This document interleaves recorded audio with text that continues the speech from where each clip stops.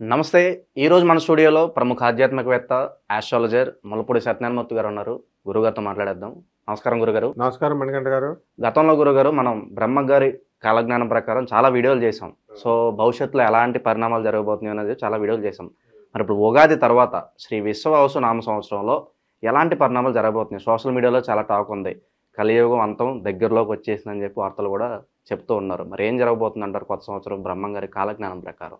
ఈ కలియుగాంతము అనేటటువంటి టాపిక్ని ఫస్ట్ మా గురువుగారు అయినటువంటి ఇక్కిరాల వేదవ్యాస్ గారు IAS PhD ఆయన కలియుగాంతము 1999 అని బుక్ రాశారు. అప్పుడు నేను స్టూడెంట్ని. ఏంట్రా బాబు గురువుగారు ఇలాగా కలియుగాంతం అయిపోద్ది అంటున్నారు ఏంటి, మొత్తం ప్రపంచం అంతా నీళ్ళు అయిపోతాయి, ఇదంతా అయిపోద్ది అనుకున్నాను నేను. అప్పుడు కానీ డౌట్లు అలా ఉండిపోయినాయి. ఆయన ఎవరంటే ఇక్కిరాల భరద్వాజ గారు, ఈకే మాస్టర్ గారు, ఆ పరంపరలో ఈ భరద్వాజ గారు, ఇక్కిరాల భరద్వాజ గారు సొంత తమ్ముడు ఆయన. అలాగే మాస్టర్ CVV సాంప్రదాయాన్ని నుంచి వచ్చారు. ఇక్కిరాల కృష్ణమాచార్యుల వారు, ఈకే అంటే మామూలు ఆయన కాదు ఆయన. సో వీళ్ళంతా ప్రొఫెసర్లు, పెద్ద ఫిలాంథ్రఫిస్టులు. మా గురువుగారు అయితే ఇక్కిరాల వేదవ్యాస గారు అయితే వాళ్ళ అబ్బాయి కూడా ఇక్కడే ఉన్నాడు జూబ్లీహిల్స్లో. ఇప్పుడు కూడా అది నడుస్తూనే ఉంది చక్కగా 1999లో. కాబట్టి ఈ కలియుగాంతము అనేటటువంటి టాపిక్ ఈ సంవత్సరం సోషల్ మీడియాలో రావచ్చేమో, కానీ ఒక 40 సంవత్సరాల నుంచి నడుస్తూనే ఉంది. కానీ మాకు అర్థమయ్యేది కాదు. అప్పుడు ఇక్కిరాల వేదవ్యాస్ గారు చెప్పారు, అంటే కలియుగాంతం అంటే ఇలా నీటిలో అయిపోవడం కాదు, ఇట్లా కాదు. సో ఇక్కిరాల ఒక సిచ్యుయేషన్ అంటే సైబర్ క్రైమ్లు, నేరాలు ఎక్కువైపోవడము, సైబర్ క్రైమ్స్ ఎక్కువ జరుగుతాయి, ఇట్లా చెప్పారు.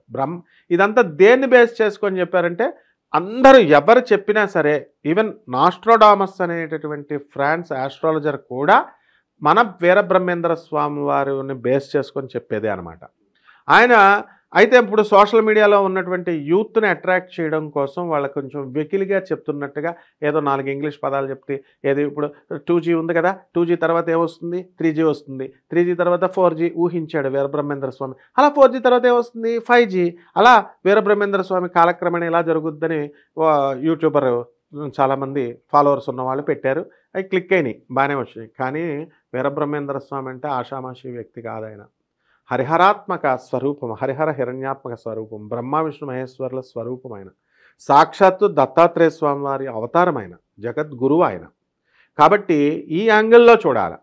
ఇప్పుడు ఈ మధ్య నేను ఒక వీడియో చూశాను యూట్యూబ్లో. ఆయన ఏం చెప్తున్నాడంటే నేపాల్లోనేమో ఒక మత గ్రంథము, ఆ తర్వాత కలియుగ భవిష్య పురాణము అని చెప్పేసి చెప్తున్నాము అని, ఇలా రకరకాలుగా ఒక్కొక్క దేశంలో ఒక్కొక్కటి అన్నట్టు చెప్తున్నారు. కానీ ఏ దేశాల్లో ఏది చెప్పినా సరే వీరబ్రహ్మేంద్ర స్వామి వారు సొంతంగా రాసింది ఆయన. అసలు వేదవ్యాసుల వారు రాసినటువంటి భవిష్య పురాణంలో కలియుగ భవిష్యోత్తర పురాణం అని ఉంటుంది. అది విడిగా, అది రెఫర్ చేయలేదు. అది 5000 సంవత్సరాల పూర్వము దానిది అని చెప్పేసి ఎవరో ప్రొఫెసర్లు రీసెర్చ్ చేశారన్నారు. నేను ఒక ప్రొఫెసర్ని కాబట్టి సైన్స్ డిపార్ట్మెంట్లో, అందువలన సైన్స్ అండ్ టెక్నాలజీలో. కాబట్టి ఇక్కడ ఏమవుతుందంటే మనకి ఈ వాళ్ళు చెప్పేదాన్ని బేస్ చేసి వీరబ్రహ్మేంద్ర స్వామి వారు చెప్పలేదు. వీరబ్రహ్మేంద్ర స్వామి వారు చెప్పిన దాన్ని వాళ్ళు బేస్ చేసుకున్నారు. సో తర్వాత మనం వీలు చేసి చూసినట్లయితే వీరబ్రహ్మేంద్ర స్వామి ఇచ్చినటువంటి పాస్టులేట్స్, డాక్ట్రిన్స్, ఆయన ఈ యొక్క నాస్ట్రోడామస్ ఇచ్చినవి వీరబ్రహ్మేంద్ర స్వామి నుంచి తీసినవి అనమాట. వేదవ్యాసుల వారు విడిగా రాసినవి ఇవన్నీ కూడా సేమ్ టాలీ అవుతాయి. వీళ్ళ మొత్తం సారాంశం ఏంటంటే మా గురుగారు ఇక్కిరాల వేదవ్యాస గారు చెప్పినవి అన్నీ టాలీ చేస్తున్నట్లయితే మనకి ఏం తెలుస్తుంది అండి అంటే కలియుగాంతం నిజంగానే కస్ప పీరియడ్లో నడుస్తుంది. దీనికి పునాది వేసింది ఎక్కడ అంటే అష్టగ్రహ కూటమి. ఇప్పుడు మనం షష్టగ్రహ కూటమి దగ్గరికి వచ్చేసాం. మార్చి 29వ తేదీ 2025 సంవత్సరంలో షష్టగ్రహ కూటమి వస్తుంది. యాజ్ ఆన్ దిస్ డేట్ ఇప్పుడు గ్రహాలు ఎలా ఉన్నాయి అండి అంటే బుధుడు, శుక్రుడు, రాహువు ఇవన్నీ కూడా 3 మీనరాశిలో ఉన్నాయి. మార్చి 29వ తేదీన కుంభరాశిలో ఉన్నటువంటి శని యాడ్ అవుతున్నాడు మీనరాశిలో, అంటే 4 వచ్చినాయి. ఇక రవి ఇప్పుడు కుంభరాశిలో ఉన్నాడు. రేపు మార్చి 14వ తేదీ 2025 సంవత్సరంలో కుంభరాశిలో ఉన్న రవి మీనరాశిలోకి వస్తున్నాడు. అంటే అప్పుడు ఎక్కడ ఎన్ని వచ్చినాయి, 5 వచ్చినాయి. ఎవరెవరు, రవి, శని, బుధుడు, శుక్రుడు, రాహువు 5 గ్రహాలు వచ్చినాయి. ఇక కేతువు కన్యా రాశిలో ఉన్నాడు, ఒకే యాక్సిస్లోకి వచ్చినాయి, అంటే ఒకే కక్షలోకి వచ్చినాయి. కాబట్టి 6 గ్రహాలన్నీ కూడా షడ్గ్రహాల కూటమి వచ్చింది. ఈ కూటమి వచ్చిన తర్వాత నెక్స్ట్ రాబోయేది ఏమిటి అంటే 4G తర్వాత 5G అని ఆ అబ్బాయి చెప్పినట్టుగా సప్తగ్రహ కూటమి, తర్వాత అష్టగ్రహ కూటమి చాలా దగ్గరలో ఉంది. అంటే ఇక్కడ ఏమవుతుందండి అని అంటే అష్టగ్రహ కూటమి ఇప్పుడు కూడా రావచ్చు, ఎప్పుడైనా రావచ్చు. 1962 సంవత్సరంలో ఫిబ్రవరి 4వ తేదీన ఉదయం 9 గంటల నుంచి 11 గంటల మధ్యలో వచ్చింది. వీరబ్రహ్మేంద్ర స్వాముల వారు అప్పుడు వస్తుంది అని ఆయన కాలజ్ఞానంలో రాశారు. ఎగ్జాక్ట్గా ఆ సమయంలో వచ్చింది. అలాగే అక్కడ మన వీరబ్రహ్మేంద్ర స్వాముల వారు ఆవులను కాసుకుంటూ అక్కడ గిరి గీసేసి ఇవంతా లైన్ పెట్టారు. అచ్యుతాంబ దంపతులు, గోవిందమ్మ అనేది సినిమాలో కొన్ని సినిమాల్లో చూపిస్తారు. మన ఎన్టీ రామారావు గారు యాక్ట్ చేసిన గోవింద శ్రీమద్ విరాట్ పోతులూరి వీరబ్రహ్మేంద్ర స్వామి వారి చరిత్ర బాగా కనెక్ట్ అయింది అక్కడ. అందులో దేవిక గారు చక్కగా ఆవిడ పాత్ర ఆ గోవులు ఓనర్ అనమాట. ఆ గీత గీస్తే ఆవులు గీతలు దాటవు. అప్పుడు ఆయన ఏం చేశారో అక్కడ కూర్చొని ఆయన ఈ యొక్క కాలజ్ఞానం అంతా రాసి అది ఒక చోట పాతేశారు. పాతేసిన తర్వాత అక్కడ ఒక చెట్టును పాతారు. ఆ చెట్టు చింత చెట్టు. అది అయిన తర్వాత ఏమయ్యారు, ఇది ఈ అష్టగ్రహ కూటమి వచ్చిన తర్వాత ఆ చెట్టుకి చింత చెట్టుకి పువ్వులు పోస్తాయన్నారు.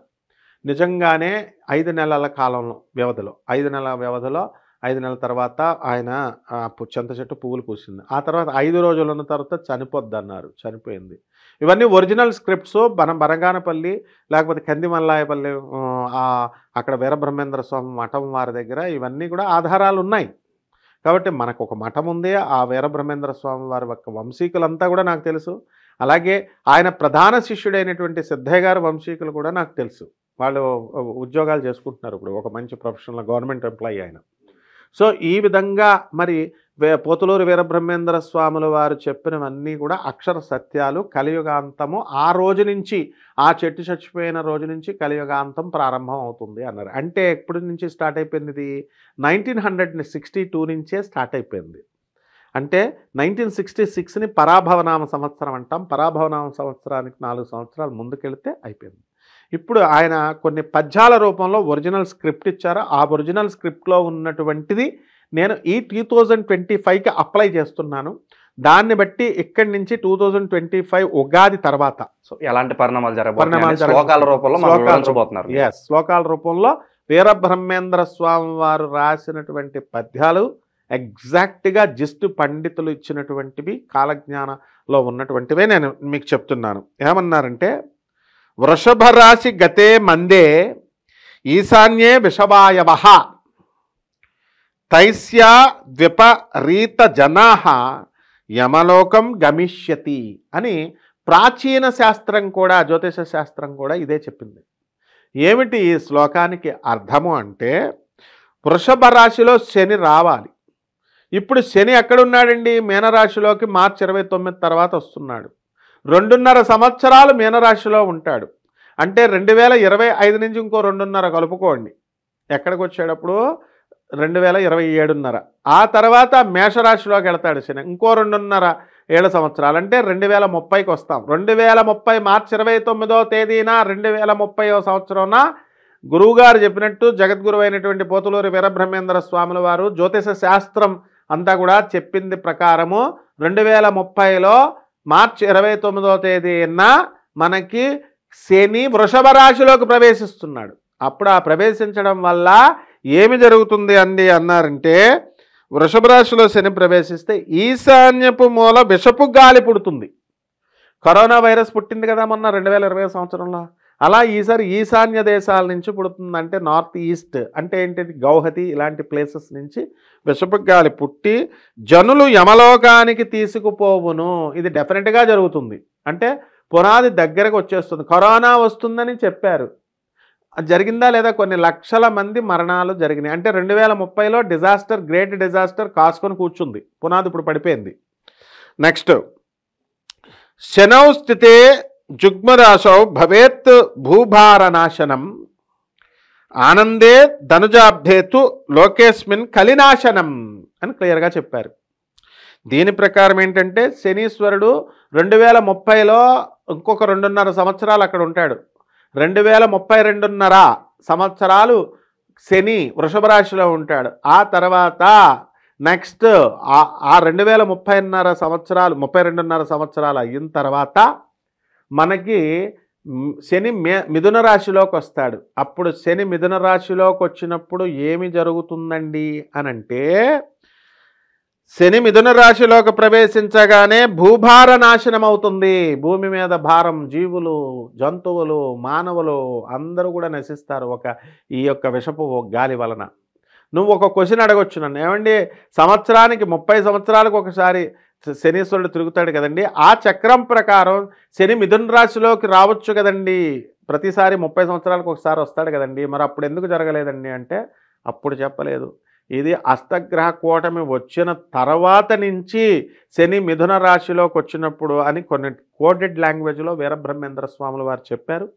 మరి చరిత్రకారులు, పెద్దలు అందరూ కూడా, పండితులు అంతా కూడా డీకోడ్ చేసి ఇది 2032.5 సంవత్సరం తర్వాత ఈ శని మిథున రాశిలోకి వచ్చినప్పుడు మాత్రమే ఇది జరుగుతుంది అని క్లియర్గా చెప్పారు.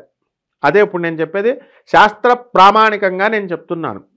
ఇక్కడ తర్వాత ఇంకేం చెప్పారు, ఆనంద రాక్షస సంవత్సరంలోగా లోకమందు కలియుగ ధర్మం నాశనమైపోతుంది. ఇప్పుడు మనకి కలియుగం ఉంది.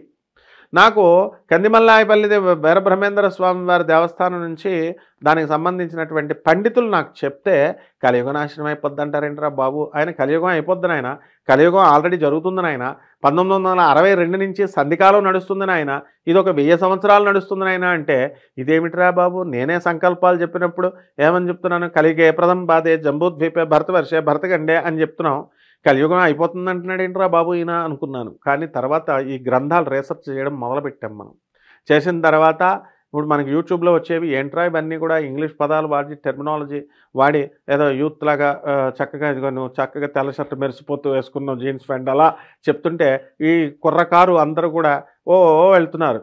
ఆనాడే మేము I have studied in railway mixed high school under Britishers దగ్గర చదివినాండి నేను, ఆంగ్లో ఇండియన్స్ దగ్గర.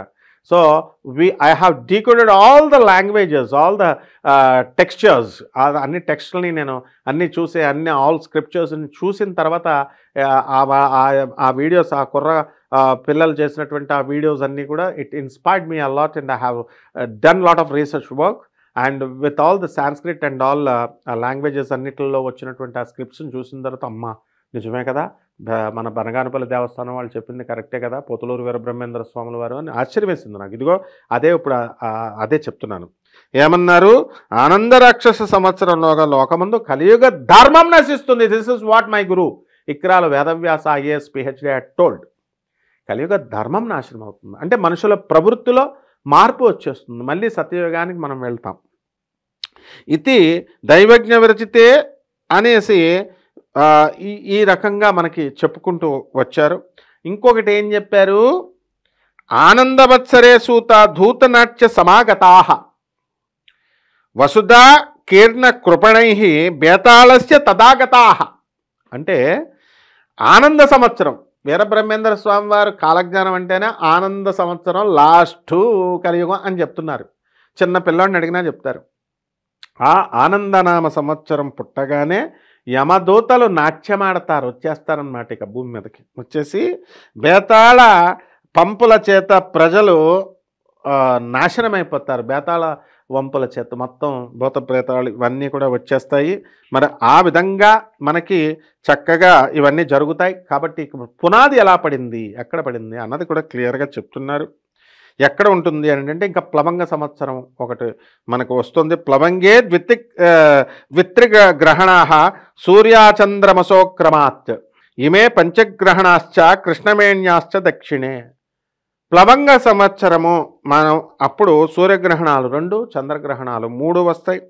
ఇవన్నీ కూడా కృష్ణమ్మ తల్లి ఉంది కదా, కృష్ణవేణి నది, ఆ తల్లికి దక్షిణ భాగంలో అని ఇవన్నీ ఏర్పడతాయని ఇలా డీకోడెడ్ లాంగ్వేజ్లో వారు అనేవి చెప్పుకొచ్చారు. మొత్తం మీద ఓవరాల్గా ఏమిటంటే నాయన మనకంట కలియుగాంతం దగ్గర పడిపోతుంది. బిల్డింగ్లు కడదాం, విల్లాస్ కొందాం, అపార్ట్మెంట్స్ 4 వేసుకునేద్దాం, 2 పెళ్ళాలను చేసేసుకుందాం, 4 బాయ్ ఫ్రెండ్స్ని గర్ల్ ఫ్రెండ్స్ని పెట్టేసుకుందాం అని ఎవరు ఇష్టం వచ్చినట్టు కలియుగం అంతా కూడా ప్రజలు చేసేస్తున్నారు. ఇందులో ఎవరు ఏం సిగ్గుపడాల్సిన పని లేదు.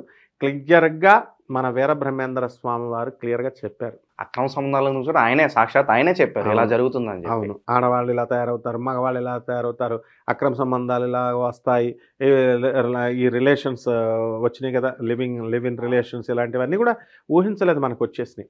అలా వీరబ్రహ్మేంద్ర స్వాముల వారు చెప్పినవన్నీ కూడా డ్రెస్సింగ్ స్టైల్లా ఉంటుంది, ఆడవాళ్ళు ఉద్యోగాలు చేస్తారు, వీడో అయినటువంటి ఇందిరాగాంధీ మనకి రాజ్యాన్ని పరిపాలిస్తుంది అన్నారు. అండ్ మోస్ట్ పవర్ఫుల్గా ఎమర్జెన్సీ అప్పుడు డిక్లేర్ చేసినప్పుడు ఇవన్నీ జరుగుతాయి. సర్దార్ వల్లభాయ్ పటేల్ ఆయన గురించి కూడా చెప్పారు, గాంధీ మహాత్ముడి గురించే చెప్తారు ఎక్కువ. సర్దార్ వల్లభాయ్ పటేల్ నిజాం ప్రభుత్వానికి ఆ రోజు వార్నింగ్ ఇచ్చి రాత్రికి రాత్రి డిప్యూటీ ప్రైమ్ మినిస్టర్గా ఉన్నప్పుడు హైదరాబాద్ని వేరే దేశంలాగా ఉండేది మన హైదరాబాద్, ఆ దేశాన్ని విడగొట్టింది ఆయనే. అలాగే జ్యోతిర్లింగం మొదటిదైనటువంటి సోమనాథ క్షేత్రం గుజరాత్లో ఉన్నటువంటి దాన్ని ఆ రోజు రీకన్స్ట్రక్ట్ చేయించడానికి అది పెట్టారు, అందుకనే ఆయన స్టాట్యూని అక్కడ పెట్టారు.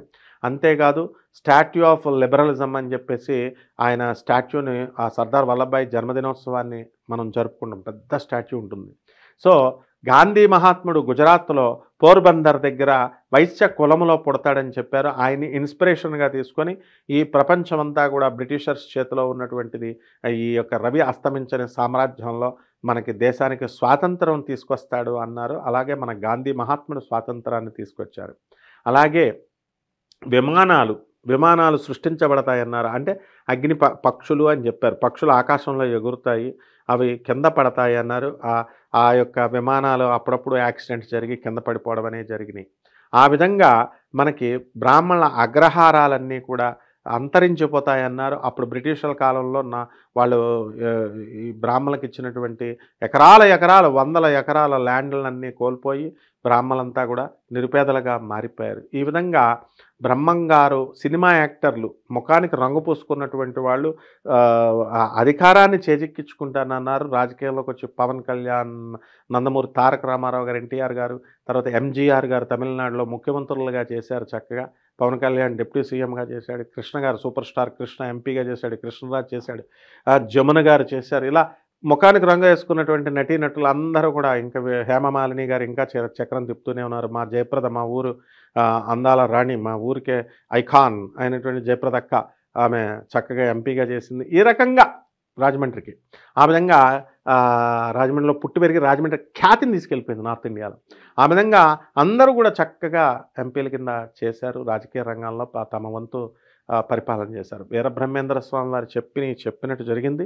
ఈ 2025 సంవత్సరం తర్వాత ఈ యొక్క ఇంకా డిజాస్టర్స్ ఎక్కువ అవుతాయి అని చెప్పి వీరబ్రహ్మేంద్ర స్వామి వారు చెప్పారు. కాబట్టి దీనికి గాను షష్టగ్రహ కూటమి వచ్చింది.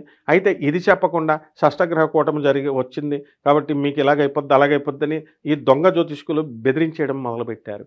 అది కూడా క్లియర్గా చెప్పారు. విద్యావంతులను గుర్తించరు, విద్య లేనటువంటి వాళ్ళు అరటిపళ్ళు అమ్మేవాళ్ళు జ్యోతిష్యాలు చెప్తారు, ఇలాగనమాట. చదువు సంధ్యలు లేనటువంటి వాళ్ళు ప్రవచనాలు ఇస్తారు. ఇవన్నీ వీళ్ళ మాటలను ప్రజలు ఎక్కువ వింటారు, విశ్వసిస్తారు. చదువుకున్న పండితులు చెప్పేది పోయే, అంటే అనర్హుల్ని గౌరవిస్తారు, అర్హుల్ని గౌరవించరు అని క్లియర్గా వీరబ్రహ్మేంద్ర స్వామి వారి కాలజ్ఞానంలో చెప్పారు. తద్వారా ధర్మంలో ఉన్నటువంటి యథార్థతని, ఇంటెన్సిటీని, ఆ పవర్ని ప్రజలు అర్థం చేసుకోలేక ఈ యొక్క కలియుగం అంటే కామయుగం ఇది, కాబట్టి అధర్మ యుగం ఇది, కాబట్టి వాళ్ళు కన్ఫ్యూజన్లో పెడతాడు కలిపురుషుడు. రాహు అధిపతి, ఎంతసేపు లేచిపోవడాలు, అక్రమ సంబంధాలు, ప్రేమలు, వ్యవహారాలు ఇటువంటియే తప్ప సమాజానికి పనికొచ్చేటటువంటి ఏయి చేరు. అండ్ ముఖ్యంగా రమణ మహర్షుల వారు, ఆ తర్వాత ఎవ్వరిని తీసుకోండి మీరు, వాళ్ళంతా కూడా ఏం చెప్తారు, నిన్ను నువ్వు ఎవరో తెలుసుకో అన్నారు. వీరబ్రహ్మేంద్ర స్వాముల వారు కూడా అదే చెప్పారు. నిన్ను నువ్వు తెలుసుకో అంటే ఇప్పుడున్నటువంటి బాబాలు, స్వామీజీలు, ప్రవచనకారులు అదేదో పెద్ద ఈజీ పనిలాగా నిన్ను నువ్వు తెలుసుకో, నీకు మోక్షం వచ్చేది, నిన్ను తెలుసుకో అని చెప్పేస్తున్నారు. ఎలా వస్తుంది? 10 రోజుల క్రితం మనం ఒక వస్తువు పాడేసుకున్నాం అనుకో, ఆ వస్తువు మనకు 10 గదులు ఎతుక్కుంటాం. ఎంతసేపు ఎతుకుతాం? ఒక గదిలో, ఈ గదిలో 10 గంటల సేపు ఎతుకుతాం, దొరకదు. ఇంకొక గదిలోకి వెళ్ళి ఇంకో 10 గంటల సేపు ఎతుకుతాం. అలాగా మనం నిరంతర కృషి చేస్తాం, అది కాస్ట్లీ వస్తువు అయినప్పుడు. మామూలుది అయితే వదిలిపడేస్తాం. ఆ నిరంతర కృషి వల్ల రకరకాల ప్లేసుల్లో రకరకాల టైముల్ని మనం స్పెండ్ చేసి ఎతికితే ఆ కృషి కృష్ణ భగవానుడు భగవద్గీతలో చెప్పినట్టుగా ఏమన్నాడు, నువ్వు కృషి చేయి, ఫలితం నేను ఇస్తానన్నాడు. అంతేగాని ఫలితాన్ని మాత్రం నువ్వు ఆశించకన్నాడు. అది దొరికితే దొరికింది, లేకపోతే లేదు. ఆయన శ్రీకృష్ణుడు భగవద్గీత రూల్ ప్రకారము మనకు ఆ వస్తువు 10 రోజులు ఎత్తుక్కున్నాం, 10 గదుల్లో 15 రోజుకు 15 గంటలు స్పెండ్ చేస్తే దొరికింది అనుకో వస్తువు.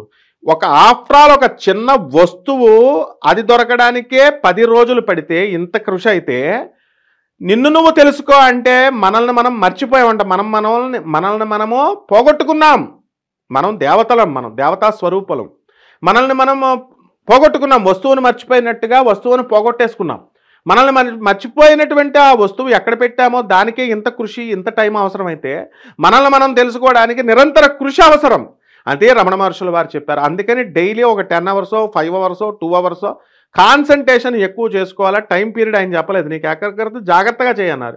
అలా చేసి నువ్వు కంటిన్యూస్గా చేస్తే నీకు ఖచ్చితంగా నిన్ను నువ్వు పోగొట్టుకున్నావు కాబట్టి నీ ఆత్మ నీకు దొరుకుతుంది అని ఆయన అంత గొప్పగా భక్తి వేదాంత ప్రభుపాదుల వారు, ఇస్కాన్ ఆనందమూర్తి గారు, ఆనంద మార్గ వ్యవస్థాపకులు, అలాగే మన రమణ మహర్షుల వారు, ఇంతమంది గొప్ప మహానుభావులు వీరబ్రహ్మేంద్ర స్వాముల వారు చెబితే వీళ్ళేదో పెద్ద ఈజీలాగా ఒక 10 నిమిషాలు ట్రాన్స్డెంటల్ మెడిటేషన్ కూర్చొని నాకు వచ్చేస్తుంది, ఆ రాజయోగ మెడిటేషన్ నాకు వచ్చేస్తుంది, నిన్ను నువ్వు తెలుసుకోవాలి. ఇంకా కొత్త బాబాలు తయారైపోయి కొత్త మెడిటేషన్లు చెప్పేసి వాళ్ళు చెప్పేవాళ్ళు బిల్డప్లు అయితే ఈ చేసేవాళ్ళు 10 నిమిషాలు చేస్తారు. నువ్వు వెళ్ళావా, ఆ బాబాజీ దగ్గరికి వెళ్ళావా, ఆ దాదాజీ దగ్గరికి వెళ్ళావా, ఆ దాజీ దగ్గరికి వెళ్ళావా, మెడిటేషన్ చేసావా, వచ్చేసిందా, అంత ఈజీగా చెప్పేస్తున్నారు. కాబట్టి అంత ఈజీగా దొరికేది కాదు నాయన.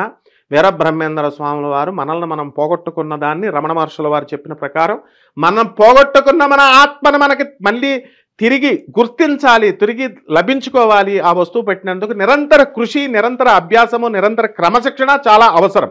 అప్పుడు మాత్రమే వస్తుంది. అందుకనే శ్రీకృష్ణుడు భగవద్గీతలో కొన్ని లక్షల మంది ఆ ప్రయత్నం చేస్తే ఆ లక్షల్లో ఒకడు తయారవుతాడు. అలాంటి ఒకళ్ళు తయారైన తర్వాత మళ్ళీ వీళ్ళు మధ్యలో వదిలేస్తారట. ఇలాంటి ఒకళ్ళు 1,00,000 అయితే అందువలన మళ్ళీ అలా లాస్ట్కి ఫైనల్గా మోక్షం వచ్చేది, పోగొట్టుకునేది రియలైజేషన్. అదే నిన్ను నువ్వు తెలుసుకోవడం, గాడ్ రియలైజేషన్, సెల్ఫ్ రియలైజేషన్ అన్నారు. ఇది చేస్తే నీకు ఎవడో ఒక్కడు పట్టుకోగలుగుతాడు అనే జగద్గురువు అయినటువంటి ఆ శ్రీకృష్ణ పరమాత్మల వారు లహరి మహాశయుడు, ఆ తర్వాత లహరి మహాశయుడు గురువైనటువంటి మహావతార్, ఆయన గురువైన మహావతార్ బాబాజీ, ఆయన లహరి శిష్యుడైనటువంటి యుక్తేశ్వర్ బాబాజీ, మా గురువుగారు అయినటువంటి పరమహంస యోగానందజీ, వీళ్ళంతా చెప్పింది ఎంత కష్టమని, అంతేగాని అసాధ్యం అన్నది చెప్పలేదు. కృషి చెయ్యి, సంవత్సరాలు కృషి చెయ్యి, నిరంతర కృషి చేయి, రాకపోయినా పర్వాలేదు, బట్ నువ్వు పోగొట్టుకున్న నీ ఆత్మను నువ్వు గుర్తించు అన్నారు. ఇది నాయన. ఇది చెప్పకుండా వీళ్ళు ఏం చేస్తున్నారు, అంత ఈజీలాగా మోక్షం వచ్చేస్తుందా అంటే వీళ్ళేదో పెద్ద బిల్డప్గా ప్రజలు మాకు మోక్షం అక్కర్లేదండి, మళ్ళీ మాకు జన్మ ఎవడెత్తాడానికి అక్కడ రెడీగా ఉన్నాడు, బ్రహ్మ విష్ణు మహేశ్వర్లకే శక్తి లేదు వాళ్ళ మనకి మళ్ళీ ఇవ్వడానికి. మనం కర్మ, లా ఆఫ్ కర్మ ఉంది. ఆ కర్మ సిద్ధాంతం ప్రకారం మన కర్మలు పరిపక్వమైతేనే మనకి ఆ యొక్క మనం పోగొట్టుకున్న ఆత్మను మనం మళ్ళీ తెచ్చుకోగలుగుతాం గుర్తించి. కాబట్టి ఇంత ప్రాసెస్ ఉంది. కాబట్టి ఈ ప్రాసెస్ని ఇంత ఈజీగా చెప్పేటటువంటి నకిలీ గురువులు, నకిలీ బాబాలు, నకిలీ ప్రవచనకారులు ఉన్నదే. ఇక ఇలాంటి వాళ్ళు వస్తారు. ఇలాంటి వాళ్ళను నమ్మి అసలైన పరమహంస యోగానందుల వారు పోయే, అసలైన ఆనందమూర్తుల వారు చెప్పింది పోయే, అసలైన రమణ మహర్షుల వారు చెప్పింది పోయే. వాళ్ళెవరూ బిల్డప్లు ఇవ్వలేదు. మా భక్తి వేదాంత ప్రభుపాదుల వారు వీళ్ళంతా చెప్పిన బిల్డప్లు ఇవ్వలేదు. రామకృష్ణ పరమహంసుల వారు, స్వామి వివేకానందుల వారు వీళ్ళు చెప్పింది పోలా. వీళ్ళు నకిలీగాళ్ళు వచ్చి చెప్పినలో ప్రజలు నమ్ముతారు, అసలు వాళ్ళని గుర్తించరు అని చెప్పడంలో ఉద్దేశం అదే. అలాగే మనకి స్వామి వివేకానందుల వారు ఒక మహాత్ముడిని పోగొట్టుకుంటారు అని చెప్పారు. ఆయనే ఆ స్వామి వివేకానందుల వారు అనమాట. ఈ విధంగా బ్రహ్మంగారు చెప్పే కాలజ్ఞానంలో ప్రతి అక్షరము కూడా తూచా తప్పకుండా జరుగుతుంది నాయన. బ్రహ్మంగారి కాలజ్ఞానం ప్రకారం భవిష్యత్తులో ఎలాంటి పరిణామాలు జరగబోతున్నాయో మీ మాటలు అద్భుతంగా వివరించారు. చాలా విపత్తులు జరగబోతున్నాయైతే తెలుస్తుంది. దానికి తగ్గట్లుగానే ప్రజలు, ప్రభుత్వాలు అందరూ కూడా అప్రమత్తంగా ఉండాలని చెప్పి మనం కోరుకుందాం గురుగారు. ధన్యవాదాలు.